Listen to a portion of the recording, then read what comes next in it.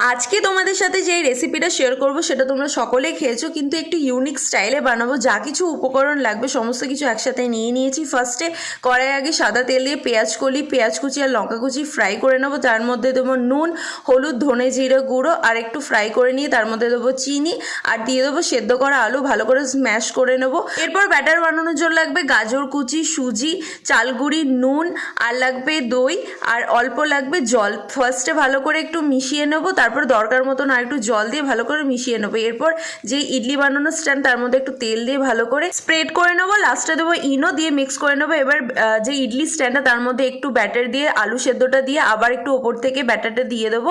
জলে যেভাবে স্টিম করতে দেয় স্টিম করতে দেবো কিছুক্ষণের জন্য। ব্যাস আমাদের সুন্দর খাবারটা রেডি হয়ে গেছে। টমেটো কেচাপ আর ধনেপাতার চাটনি দিয়ে পরিবেশন করবো। ভিডিওটা একটা লাইক, কমেন্ট, শেয়ার, সাবস্ক্রাইব করতে একদম ভুলো না। অবশ্যই বেল আইকনটা অন করে অল করে রাখো। দেখাবে নেক্সট ভিডিওতে। ভালো থেকো, বাই।